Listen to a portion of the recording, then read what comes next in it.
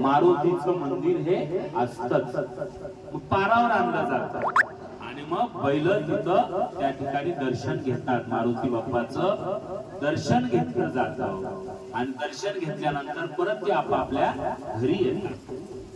घरी आल्याच्या नंतर त्या घरामधली जी गृहिणी असते, आपली आई, माऊली, आपली भगिनी, ही त्याचं औक्षवण करते. जसं आपलं पण औक्षवण केलं जातं वाढदिवसाला, तसं त्याचं पण औक्षवण केलं जातं है ना. ताट सजवलं जातं, निरंजन असते है ना, त्याचं जे काही साहित्य लागतं ओवाळण्यासाठी, औक्षवण करण्यासाठी, आणि त्या बैलाची ओवाळणी केली जाते.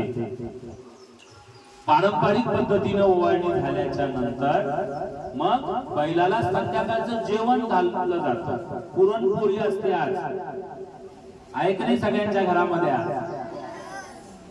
है ना. तर पुरणपोळी वगैरे त्या ठिकाणी त्या बैलाला दिली जाते है ना, म्हणजे गोडधोड दिलं जातं सगळं. आणि अशा पद्धतीने हा पोळा साजरा केला जातो. बरं, नुसतं बैलाचंच त्या ठिकाणी महत्व नाही. बैलाला सांभाळणारा जो आपला शेतगडी असतो, त्याला पण मान सन्मान या दिवशी दिला जातो. आपल्या ज्यांच्याकडे बारदाना जास्त आहे, शेती मोठी आहे, ज्यांच्याकडे गडी असतात कामाला, शेतगडी, त्याला पण त्या ठिकाणी मान सन्मान दिला जातो. त्याला कपडे केले जातात नवीन, त्याला पण पंक्तीमध्ये आपल्या सोबत जेवायला बसवलं जातं.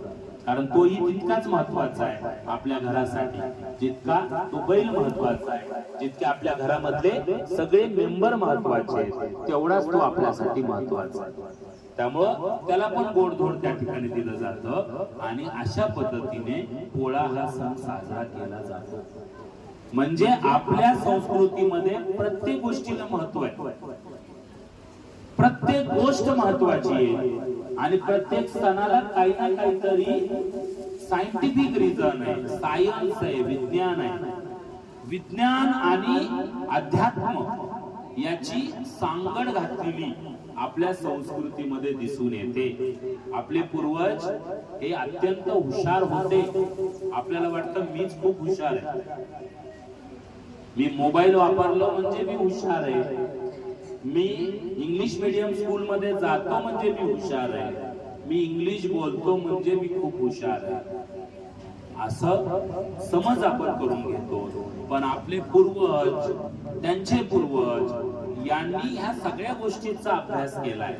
आणि म्हणून प्रत्येक सण का साजरा केला जातो त्याचं दोन्ही पद्धतीचं त्या ठिकाणी कारण दिलंय. आध्यात्मिक पण दिलंय आणि वैज्ञानिक पण दिलंय. त्यामुळं नेहमीच मोठ्यांचा आदर करा. आपल्या घरामध्ये आजी बाबा असतात, आपल्याला वाटतं ह्यांना काय, मला इंग्लिश जमतं आणि ह्यांना काय. आजी बाबाला पण आपण त्या ठिकाणी स्वतः काहीतरी आपण वेगळे आहोत असं मानतो, पण त्यांच्याकडे अनुभव असतो जो तुमच्याकडे आहे का. तुमचं जेवढं वय नाही त्याच्या 3-4 पट त्यांचा अनुभव आहे. माणूस अनुभवानं शहाणा बनत असतो. ज्याच्याकडे खूप ज्ञान आहे तोच हुशार असं समजण्याचं कारण नाही. चांगदेव पण एवढा चांगदेव होता ज्ञानी, पण संत ज्ञानेश्वरानं त्याचं सगळं ज्ञान उतरवलं.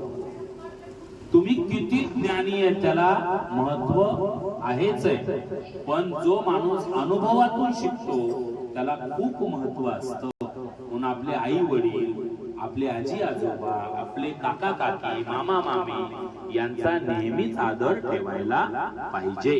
कारण ते अनुभवाने शहाणे झाले. आपण नुसते पुस्तकं वाचतो, पण ते अनुभव घेताय जगाचा. आणि त्यामुळे त्यांनी जे सांगतील ते ऐका, त्याचा अवलंबन करा, तरच आपण समृद्ध होऊ शकतो. ठीक आहे विद्यार्थ्यांनो, चला आज पोळ्याचा सण आहे. खूप खूप शुभेच्छा सगळ्यांना.